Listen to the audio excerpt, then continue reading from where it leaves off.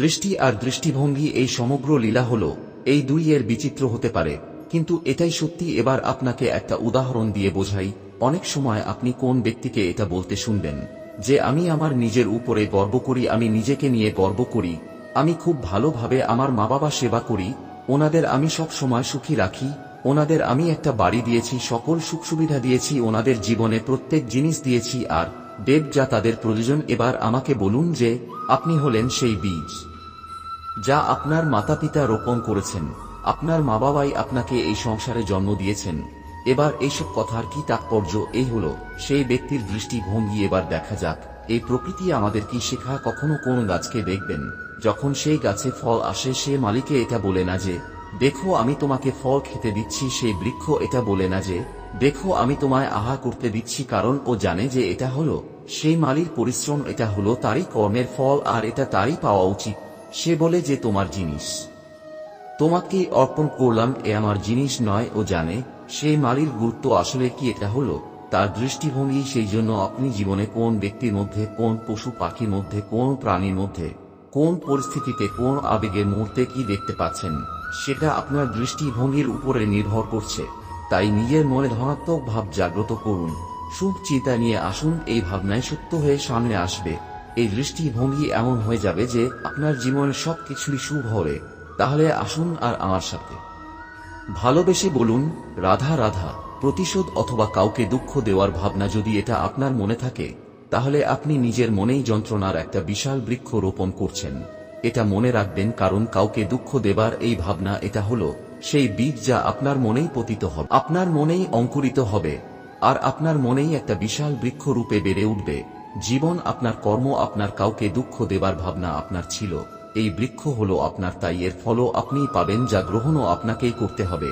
মনে রাখবেন যে মানুষ এটা ভাবে যে আমি ওকে দুঃখ দেব, ওকে কষ্ট দিতে চাই, আমি সেই মানুষই দুঃখ আর কষ্ট পেয়ে থাকে।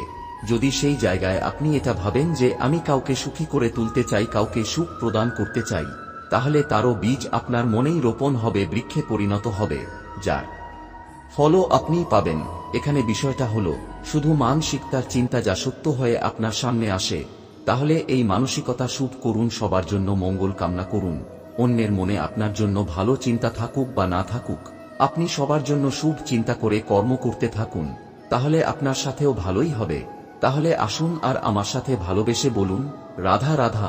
এই সময় আসলে কি? এই সময় একটা সরল রেখা, তা কখনোই নয়। সময় হলো একটা চক্র, যেখানে এর আদি সেখানেই হলো এর অন্ত, আর যেখানে তা শেষ হয় সেখান থেকেই তার শুরু হয়। এই সময় একটা অত্যন্ত বিচিত্র চিন্তা, বিচিত্র ভাবনা, এ একটা বিচিত্র বস্তু যা কেউ বুঝতে পারেন না। এই সময়ের লীলা, এর কোনো প্রমাণ নেই, কোন জ্ঞান নেই, কোন পরিমাপ নেই। শুধু এটুকু আমরা জানতে পারি, যেখানে শেষ হবে সেখান থেকে একটা নতুন সূচনাও হবে।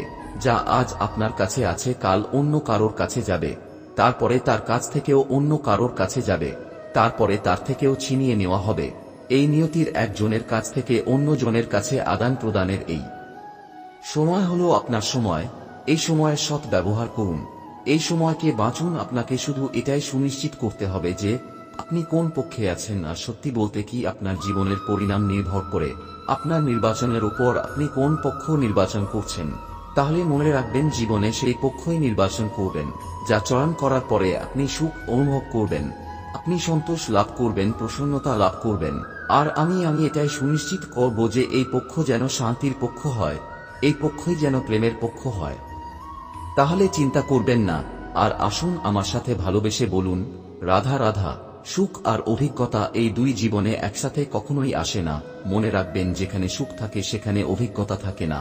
আর যখন এই সুখ আমাদের জীবন থেকে দূরে চলে যায়, তখন আমাদের জীবনে আসে এই অভিজ্ঞতা, পরমাত্মা, প্রকৃতি, নিয়তি। এই অভিজ্ঞতাকে আমাদের জীবনে পাঠান যাক আমরা একটা অত্যন্ত গুরুত্বপূর্ণ শিক্ষা, একটা জ্ঞান প্রাপ্ত করতে পারি।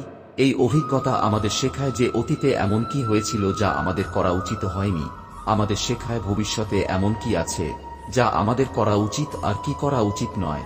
দেখতে গেলে এই অভিজ্ঞতা আমাদের সেই শিক্ষা দেয় যার জন্য আমরা সুখের দিকে উচিতভাবে অগ্রসর হতে পারি।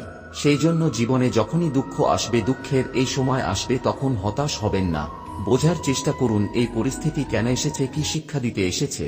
যদি আপনি সেই জ্ঞান লাভ করেন, সুখের পথে অগ্রসর হন, তাও উচিত রূপে, তাহলে এই অভিজ্ঞতার উদ্দেশ্য পূরণ হয়ে যায়। তাহলে আসুন আর আমার সাথে ভালোবেসে বলুন, রাধা রাধা। জীবনের শিখরে পৌঁছানোর জন্য মানুষের কি প্রয়োজন হয়ে থাকে? শির। কিন্তু তাও প্রত্যেক মানুষ, প্রত্যেক ব্যক্তি শিখরে পৌঁছাতে পারেন না। এর কারণ কি? কারণ একটা হতে পারে যে মানুষ কল্পনা করতে থাকেন কিন্তু সিঁড়ি খুঁজে পান না। কিছু মানুষ খুঁজে নেন কিন্তু তা পেয়ে এতটাই প্রসন্ন হয়ে যান যে তারপর আর কোনো কর্মই করেন না। খুব সোজা ব্যাপার, অনেক মানুষ খুঁজে পান না, আর যদি পেয়েও যান তাও যতক্ষণ না তাতে চড়ছেন সেই শিখরে বুঝবেন কি করে? যতক্ষণ না আপনি পরিশ্রম করছেন, যতক্ষণ না সেই সিঁড়িতে আপনি চড়ছেন, যতক্ষণ না ক্লান্ত হচ্ছেন, আপনার পায়ে হাঁটুতে ব্যথা না হচ্ছে, ততক্ষণ এই শিখরে পৌঁছানোর সৌভাগ্য লাভ করতে পারবেন না। তাহলে কল্পনার সাথে কর্ম করুন, পরিকল্পনার সাথে পরিশ্রম করুন, সবকিছু পাবেন। আসুন আমার সাথে ভালোবেসে বলুন, রাধা রাধা।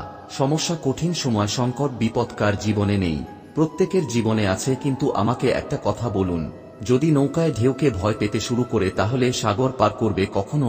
কোন ছোট্ট পিঁপড়েকে দেখেছেন যে আকারে হয়তো ছোট হতে পারে কিন্তু বড় শিক্ষা দিয়ে যায়? কিন্তু আমরা শিখি না।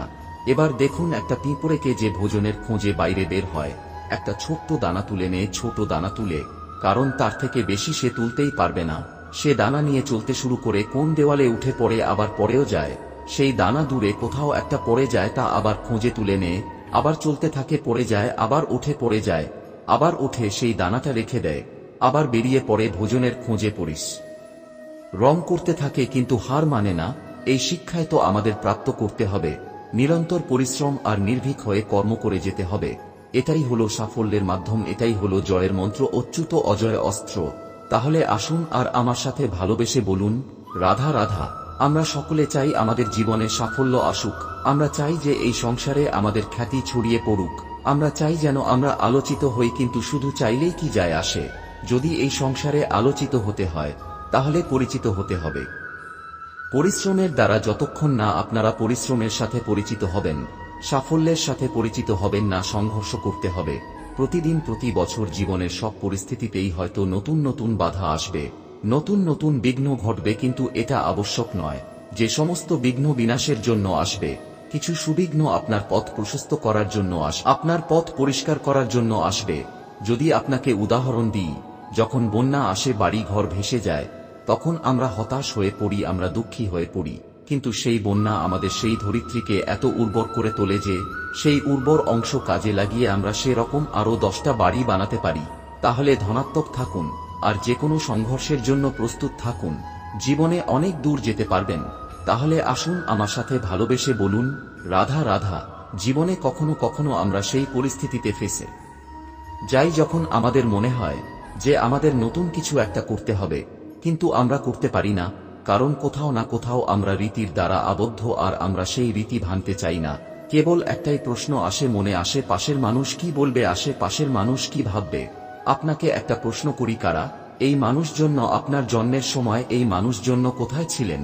যখন আপনি কোনো সমস্যায় পড়েন তখন এই মানুষজন কোথায় থাকেন? এগিয়ে এসে কি আপনাকে সাহায্য করেন, নাকি সেই সমস্যার সমাধান আপনি নিজেই করেন? এইসব মানুষজনের চিন্তা ত্যাগ করুন। যদি আপনি জীবনে বাঁচতে চান, ভেবে দেখুন জীবনে কি কি শুভ আছে আর কি কি শুভ করতে পারেন। যদি তা স্রোতের বিপরীতে হয় তাহলে সংঘর্ষ করুন, কিন্তু এই সব মানুষজনের কথা ভাববেন না। ভেবে দেখুন জীবনে আপনি কি কি শুভ কাজ করতে পারেন। এটা ভাবুন যে আপনি কখনো এমন কোন কাজ করে ফেলেননি তো যার জন্য কারো হৃদয় আহত হয়েছে। শুভ দিকে নিজের চিন্তা কেন্দ্রীভূত করুন, আপনার জীবনের সবকিছু শুভই হবে। তাহলে আসুন আমার সাথে ভালোবেসে বলুন, রাধা রাধা। আজকাল আপনি দেখে থাকবেন যে মা বাবা শুধুমাত্র সন্তানকে ভালোবাসেন তা নয়, তাদের মোহেও জড়িয়ে পড়েন। বিদ্যালয় যখন পাঠান তখন সমস্ত সুযোগ সুবিধা দিয়েই পাঠান, চেষ্টা করেন যে সব সময় যেন সন্তান তাদের চোখের সামনেই থাকে, কিন্তু ভুলে যান এক অত্যন্ত গুরুত্বপূর্ণ কথা, যে সন্তানকে এক নতুন দৃষ্টিভঙ্গি দেওয়াই হলো উনাদের কর্তব্য। সেই জন্য পুরাতন কালের শিষ্যদের এর গুরুকুলে পাঠানো হতো বাড়ির থেকে দূরে, কারণ বাড়ি ছেড়ে যাওয়া এক সন্তানের জন্য, এক শিষ্যের জন্য অত্যন্ত শুভ লক্ষণ হয়। যখন সে বাড়ির থেকে দূরে, গৃহস্থের থেকে দূরে থাকবে, তখন এই সংসারকে সে এক নতুন দৃষ্টিভঙ্গি দিয়ে দেখবে, পরখ করবে, বুঝতে পারবে, আর সবকিছু নিজে থেকেই শিখে যাবে। কখন আক্রমণ করে করতে হয়, কখন পিছু হটাতে হয়, কিভাবে এই সংসারের সম্মুখীন হতে হয়। আর এটা আপনার দৃষ্টি ওকে শেখাতে পারবে না, ওর অভিজ্ঞতা ওকে শেখাতে পারবে। তাই মনে রাখবেন, যদি আপনি চান যে আপনার সন্তানের বিকাশ হোক, তাহলে অনেক সময় ওকে নিজের থেকে দূরে নিয়ে যেতে হয়। যদি মোহে আবদ্ধ থাকেন তাহলে ওর বিকাশ কখনোই হবে না। তাহলে আসুন আমার সাথে ভালোবেসে বলুন, রাধা রাধা। কখনো কখনো মানুষ মনে করেন যে সে নিজেই সবথেকে বেশি শক্তিশালী, তিনি হলেন জ্ঞানী। দেখুন, এটা ভালো ব্যাপার যে আপনার মধ্যে শক্তি আছে, জ্ঞান আছে, আর এটা শুধু আপনার জন্য নয়, এই সমস্ত সমাজের জন্য, দেশের জন্য, সমগ্র পৃথিবীর জন্য অত্যন্ত আবশ্যক। কিন্তু এই কথাটাও বোঝা অত্যন্ত আবশ্যক যে এই জ্ঞান যেন কখনো অহংকার না হয়ে ওঠে। যখন মানুষের মধ্যে জ্ঞান থাকে তখন সে রাম হয়ে ওঠে। রাম, যিনি সমুদ্রের বুকে সেতু বানিয়েছিলেন, বানর সেনার দ্বারা রাক্ষস রাজকে পরাজিত করেছিলেন, আর চিরকালের জন্য সবার কাছে আদর্শ হয়ে উঠেছিলেন। আর যদি মানুষের মনে অহংকার জন্মায় তাহলে সে রাবণ হয়ে ওঠে। দেশে বিদেশে যতই খ্যাতি থাকুক না কেন, সে রাক্ষস হয়ে ওঠে, নিজের সাথে সমস্ত কুলের বিনাশ করে বসে। এবার জ্ঞান নাকি কি অহংকার, আপনার কি চায়, সেই সিদ্ধান্ত আপনার। আর আপনার এই সিদ্ধান্তই নিশ্চিত করবে যে আপনার কর্ম কি হবে, আর আপনার এই কর্মই নিশ্চিত করে দেবে আপনার প্রারব্ধ কি হবে। তাহলে শুভ কর্ম করুন আর আমার সাথে ভালোবেসে বলুন, রাধা রাধা। আপনি কখনো পাখিদের দেখেছেন যেভাবে মানুষ তার সন্তানকে জন্ম দেয়? পাখিরাও সন্তানদের জন্ম দেয়, আর যেই তার সন্তান এই সংসারে প্রবেশ করে, সেই পাখি তাকে আগলে রাখে, তার যত্ন করে, ওর জন্য বাসা বানায়, ওর জন্য দূর কোথাও থেকে খাবার নিয়ে আসে, নিজের ঠোঁট দিয়ে ওর মুখে খাবার খাইয়ে দেয়, সবকিছু করে। কিন্তু একটা কাজ পাখি করে, কিন্তু মানুষ কখনোই করে না। যখন পাখি মনে করে যে তার সন্তান বড় হয়ে গেছে, ওকে এবার ওরা শিখতে হবে, নিজেকেই আত্মরক্ষা শিখতে হবে, নিজের খাবার নিজেই খুঁজে আনতে হবে, সেই পাখি তার সন্তানকে বাসা থেকে বের করে দেয়। তারপর সেই পাখির সন্তান নিজে উড়তে শেখে, আত্মরক্ষা করতে শেখে, এবং আস্তে আস্তে সে আত্মনির্ভর হয়ে ওঠে। কিন্তু মানুষ কি তার সন্তানের সাথে এটাই করে? কখনোই নয়। মানুষ তার সন্তানকে নিজের সাথে বেঁধে রাখে, সবসময় তার লালন পালনের, তার দেখাশোনার ব্যবস্থা করে রাখে, আর এটাই ভাবেন যে আমি হলাম ওর পালন কর্তা, ওর খেয়াল রাখা তো আমার কর্তব্য। এই কাজ করতে করতে উনি আস্তে আস্তে নিজেরই সন্তানের শত্রু হয়ে ওঠেন, তার বিকাশের শত্রু হয়ে ওঠেন। তাই যখন সন্তান বড় হবে তখন অবশ্যই ভালোবাসুন, কিন্তু পাখির মতো কঠোর হওয়া প্রয়োজনীয়, তবেই তার বিকাশ হবে। ওকে নিজের কষ্ট নিজেকেই করতে দিন, শিখতে দিন জীবনের অনুভূতি কেমন, তবেই তার বিকাশ হবে। নয়তো সেই সন্তান আজীবন আপনার জন্য বোঝা হয়ে থাকবে, আর আপনি তার বিকাশের পথে আজীবন বাধা হয়ে থাকবেন।